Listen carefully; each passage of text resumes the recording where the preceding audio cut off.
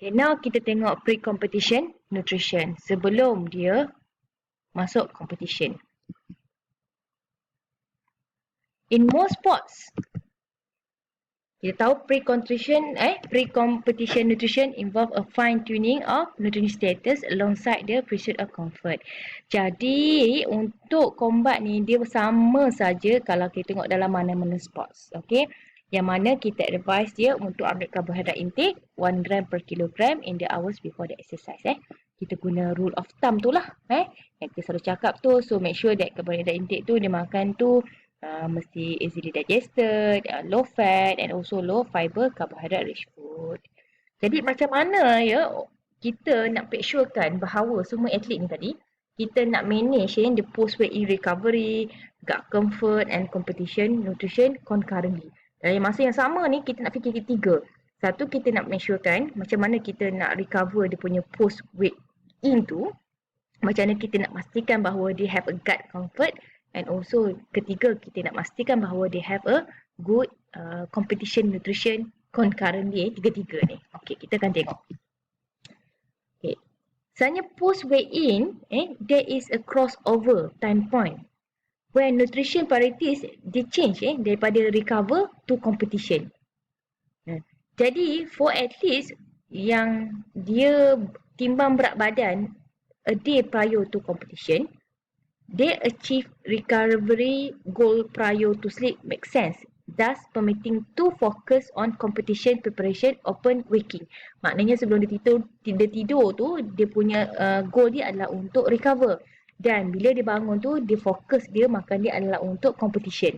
Tetapi untuk yang atlet yang weigh in on the morning of competition, isolating this crossover point is harder and is likely detected predominantly by a desire to avoid gut discomfort and other anxiety surrounding the pre-competition period. Sebab bila dia nak makan kan sangat banyak tu, dia akan menyebabkan gut discomfort.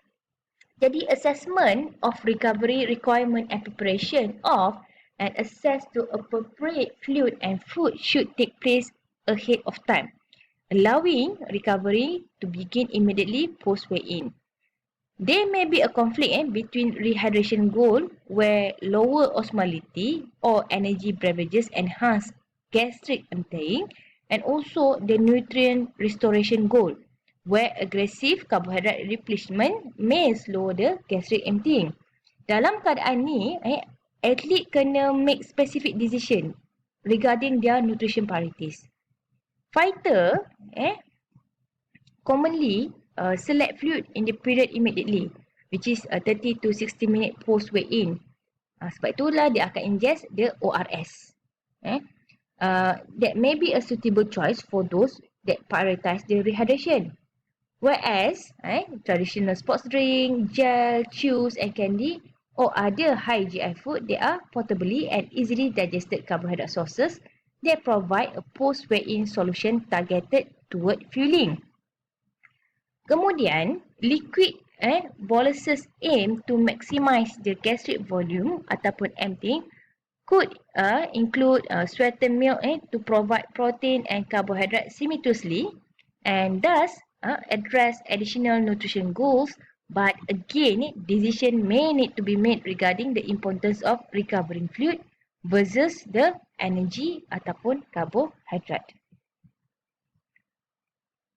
Okay, sorry.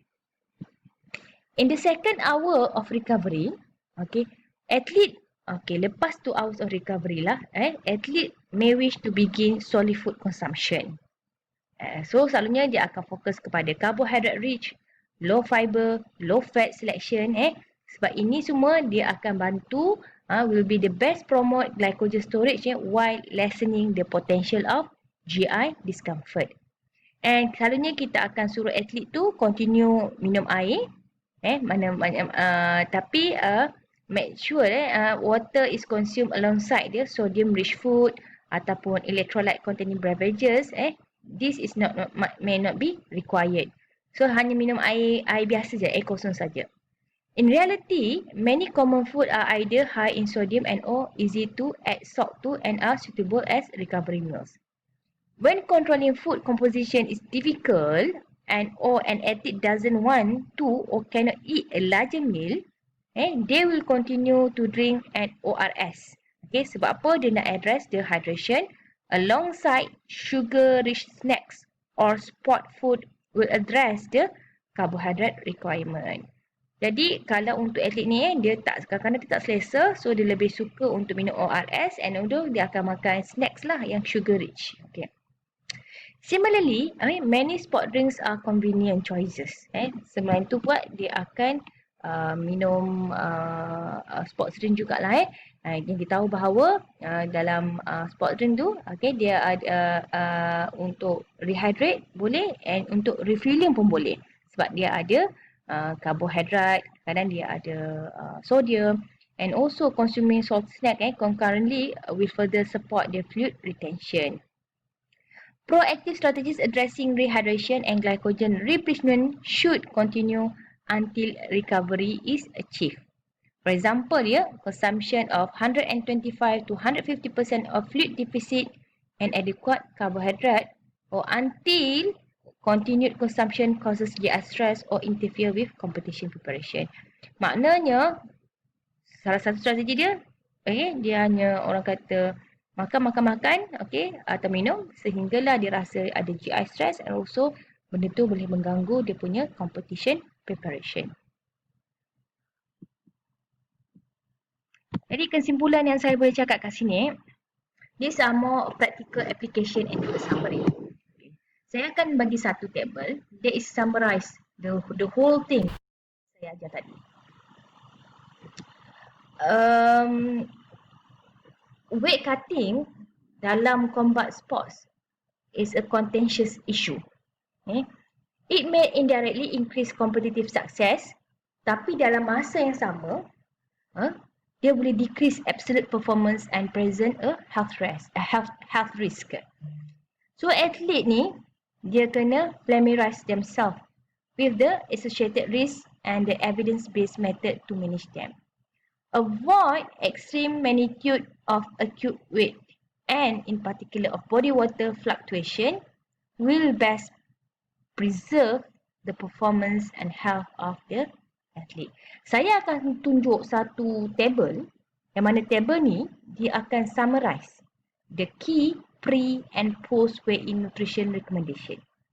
Tapi you have to ingat the exact requirement akan berbeza untuk setiap atlet based on magnitude of weight loss required, based on the recovery time available post weigh-in and the requirement of the sports.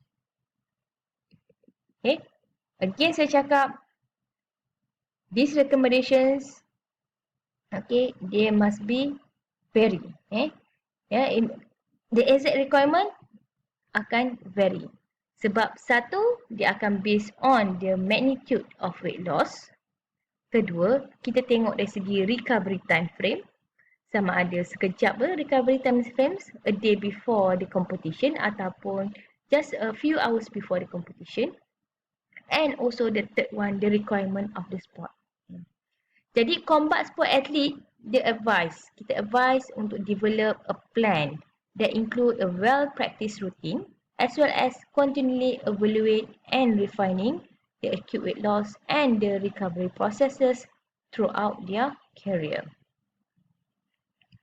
Okay, so this is the final topic, the final slides, the last slides where you can see here in terms of the carbohydrate intake, the pre-weigh-in acute weight loss.